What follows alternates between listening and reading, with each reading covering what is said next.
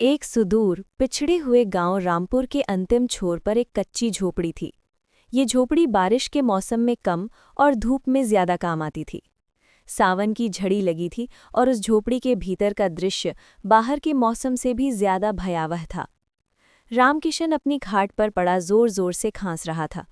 उसकी खांसी की गड़गड़ाहट और टीन की छत पर गिरती बारिश की बूंदों का शोर उस रात के सन्नाटे को चीर रहा था।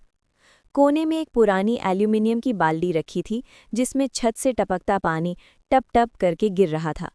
वो आवाज़ किसी घड़ी की टिक टिक जैसी थी, जो समय नहीं बल्कि उनकी गरीबी की गहराई नाप रही थी। सुनीता, रामकिशन की पत्नी, चूल्हे के पास बैठी गीली लकड़ियों को फूंकने की कोशिश कर रही थी।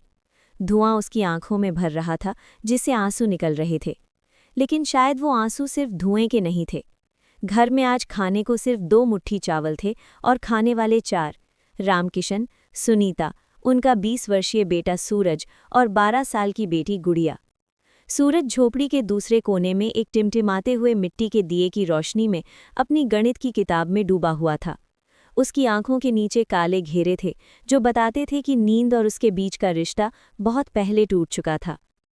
बेटा, दिया बुझा दे, तेल खत्म होने वाला है, रामकिशन ने खांसते हुए कहा। उसकी आवाज़ में एक लाचारी थी।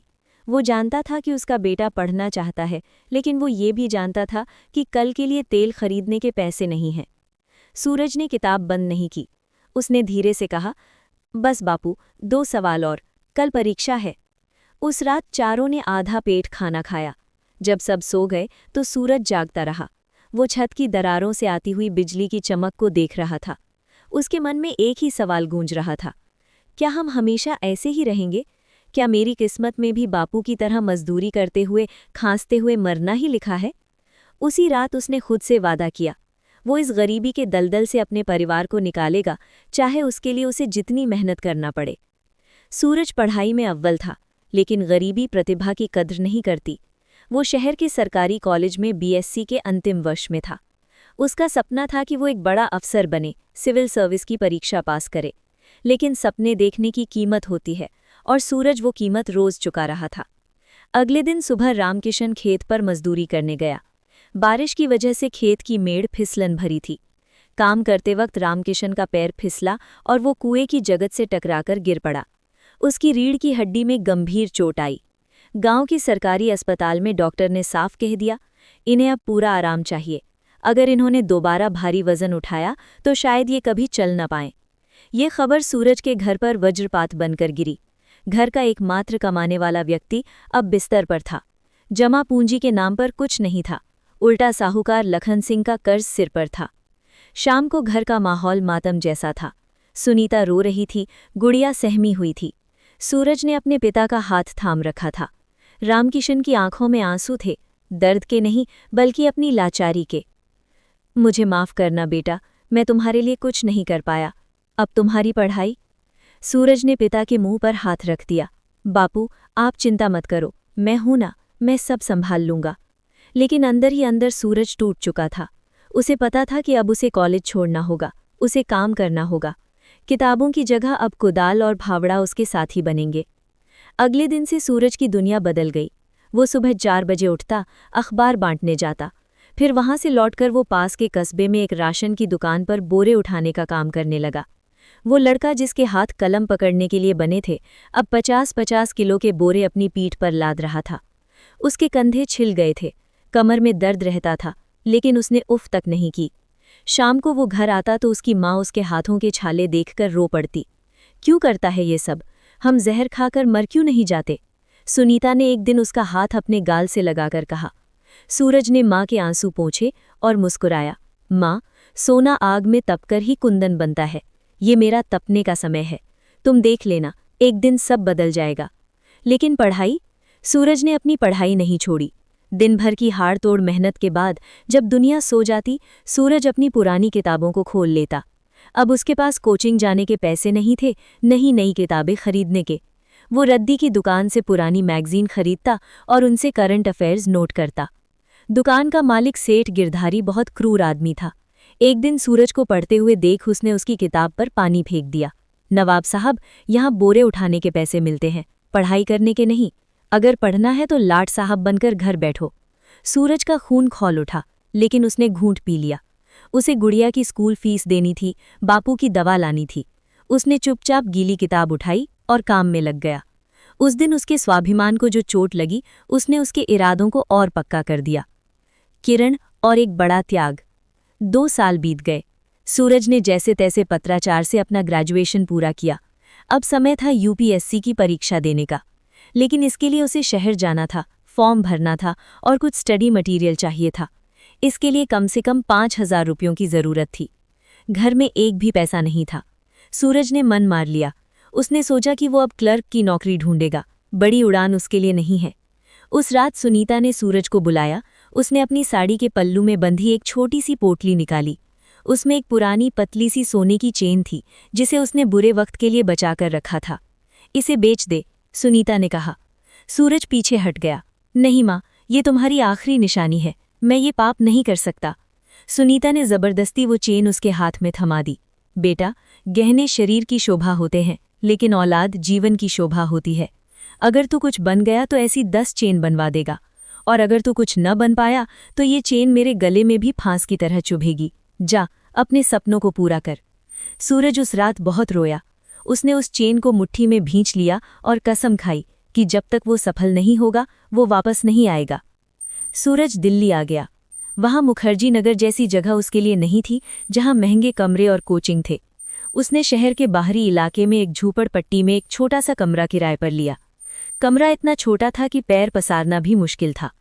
यहां सूरज का असली इम्तिहान शुरू हुआ। वो दिन में एक ढाबे पर बर्तन धोता और वेटर का काम करता, ताकि रहने और खाने का खर्च निकल आए, और रात भर पढ़ता।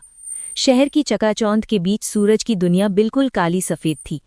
कई बार ऐसा होता कि वो 2-2 दिन तक सिर्फ चाय और बिस्किट पर रहता। भूख जब पेट में मरोड़ उठती तो वो पानी पीकर पेट भर लेता। ढाबे पर आने वाले रईसजादे जब खाना प्लेट में छोड़ देते तो सूरज को अपनी माँ और बहन की याद आती, जो शायद गांव में भूखी सो रही होंगी। वो उन जूठन को देखता, उसका मन करता कि खा ले, लेकिन उसका ज़मीर उसे रोकता। उसने अपने कमरे की दीवार पर एक कागज़ चिपका रखा था, जिस पर लिखा था, माँ की चेन वापस लानी है। सर्दी की रातें दिल्ली में जानलेवा होती थीं। सूरज के पास न तो हीटर था, न ही मोटा कंबल। वो पुरानी अखबारों को अपने कमीज के अंदर डाल लेता ताकि ठंडी हवा न लगे। उसके हाथ ठंड से अकड़ जाते थे, लेकिन वो लिखना नहीं छोड़ता था। उसने खुद को दुनिया से काट लिया था। न कोई दोस्त, न कोई मनोरंजन, न कोई त्योहार। दिवाली पर जब पूरा शहर दियों से जगमगा रहा था, सूरज अपनी अंधेरी कोठरी में इतिहास के पन्ने पलट रहा था। उसे पता था कि उसकी असली दिवाली जिस दिन मनेगी, उस दिन उसके घर के अंधेरे हमेशा के लिए मिट जाएंगे। प्रारंभिक परीक्षा पास हो गई। मुख्य परीक्षा भी निकल गई। अब बारी थी साक्षात्कार की। सूरज ने लिखित परीक्षाओं में अपनी जान झोंक दी थी, लेकिन इंटरव्यू के लिए उसके पास पहनने को ढंग के कपड़े नहीं थे। उसकी शर्ट का कॉलर घिसा हुआ था और जूते फटे हुए थे। उसके ढाबे के मालिक सरदार जी, जो उसे पिछले 1 साल से देख रहे थे, एक दिन उसके पास आए। सरदार जी ने कभी उससे ज्यादा बात नहीं की थी, लेकिन वे उसकी मेहनत को देखते थे। ओए लड़के, सुना है तू बड़ा अफसर बनने वाला है? सूरज ने सिर झुका लिया। कोशिश कर रहा हूं पाजी। सरदार जी ने एक थैला उसके सामने रखा। उसमें एक नया सफ़ेद शर्ट, काली पैंट और एक टाई थी। जा, इसे पहन कर जाना, और याद रखना, कपड़े चाहे जैसे हों, बंदे का किरदार महंगा होना चाहिए। तू शेर है, शेर की तरह जाना। सूरज की आंखों से आंसू बह निकले। उसने सरदार जी के पैर छुए। उस दिन उसे महसूस हुआ कि दुनिया में अच्छाई अभी भी जिंदा है। इंटरव्यू का दिन आया। आलीशान इमारत, वातानुकूलित कमरा और सामने बैठे देश के विद्वान लोग। सूरज, एक मजदूर का बेटा, उनके सामने बैठा था। पैनल के एक सदस्य ने पूछा, सूरज, अगर तुम्हें 1 करोड़ की रिश्वत मिले तो तुम क्या करोगे? तुम्हारी तो सारी गरीबी एक पल में मिट जाएगी। सूरज ने एक पल सोचा, फिर अपनी माँ, बीमार पिता और उस बिक चुकी सोने की चेन को याद किया। उसने दृढ़ता से कहा, सर, मेरी गरीबी मेरी स्थिति है, मेरा स्वभाव नहीं। मैं उस पिता का बेटा हूं जिसने पूरी जिंदगी टूटी छत के नीचे गुजारी, लेकिन कभी चोरी नहीं की। मेरी माँ ने अपना मंगलसूत्र बेच दिया ताकि मैं यहाँ तक पहुँच सकूं। अगर मैं 1 रुपया भी बेईमानी का लूं तो वो मेरी माँ के त्याग का अपमान होगा। मैं अपनी गरीबी से लड़ सकता हूं सर, लेकिन अपनी नज़रों में गिरकर मैं जी नहीं सकता। कमरे में सन्नाटा छा गया। उसकी ईमानदारी और आत्मविश्वास ने सबको हिला दिया था। परिणाम का दिन। सूरज साइबर कैफे के बाहर खड़ा था। उसके हाथ कांप रहे थे। उसने अपना रोल नंबर डाला। स्क्रीन पर लिस्ट खुली। उसने ऊपर से देखना शुरू किया। 10, 20, 50। उसका नाम नहीं था। उसका दिल बैठने लगा। क्या सब खत्म हो गया? क्या माँ का त्याग बेकार गया? उसने नीचे स्क्रॉल किया और तभी उसे दिखा, रैंक 78, सूरज कुमार। वो सन्न रह गया। वो एक बार नहीं 10 बार उस लाइन को पढ़ा। सूरज कुमार। वो पास हो गया था। वो IAS बन गया था।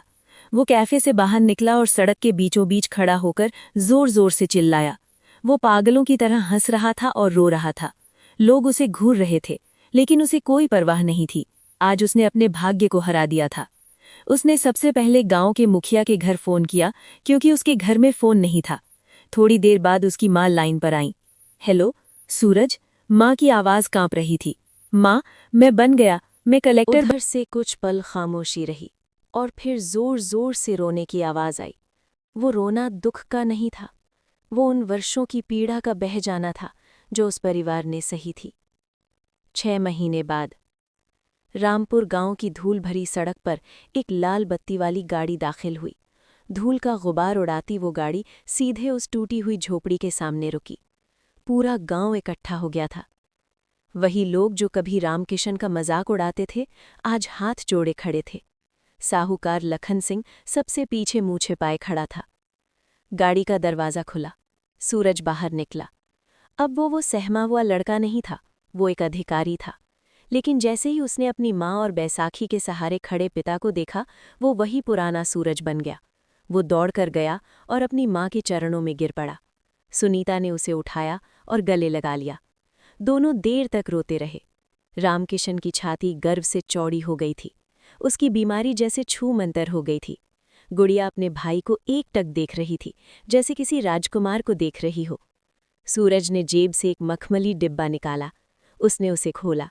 उसमें एक सोने की चेन थी, बिल्कुल वैसी ही जैसी माँ ने बेची थी, बल्कि उससे भी भारी। उसने वो चेन अपनी माँ के गले में पहनाई। माँ, तेरा कर्ज तो मैं 7 जन्मों में नहीं उतार सकता, लेकिन ये तेरी अमानत वापस कर रहा हूँ। सूरज ने गांव वालों की तरफ देखा। उसने लखन सिंह को बुलाया। लखन सिंह डरते डरते आगे आया। सूरज ने उसके कर्ज के पैसे ब्याज सहित उसके हाथ में रखे। काका, सूरज ने कहा, आज के बाद इस गांव में किसी भी गरीब को परेशान मत करना, क्योंकि याद रखना, गरीबी कपड़ों में होती है, किस्मत में नहीं। वक्त बदलते देर नहीं लगती। सूरज ने अपना वादा निभाया। उसने गांव में ही एक पक्का घर बनवाया, अपने पिता का शहर के सबसे अच्छे अस्पताल में इलाज करवाया, गुड़िया को शहर के अच्छे स्कूल में दाखिला दिलाया। लेकिन सबसे बड़ी बात जो सूरज ने की वो ये थी कि उसने अपने गांव के गरीब बच्चों के लिए एक मुफ्त लाइब्रेरी खोली। उसका नाम उसने रखा उम्मीद। हर शाम जब वो लाइब्रेरी में बच्चों को पढ़ते हुए देखता तो उसे उनमें अपना अतीत नजर आता। वो जानता था कि अब कोई और सूरज पैसों की कमी की वजह से अपनी पढ़ाई नहीं छोड़ेगा। उस रात जब सूरज अपने पक्के मकान की छत पर खड़ा होकर आसमान को देख रहा था, बारिश फिर शुरू हो गई। लेकिन आज छत से पानी नहीं टपक रहा था। आज बारिश का शोर संगीत लग रहा था। उसने आसमान की ओर देखा और मुस्कुराया। अंधेरा छट चुका था, उजाला हो गया था। चैनल पर नए हैं तो लाइक करें और सब्सक्राइब कर बेल आइकन दबाना ना भूलें।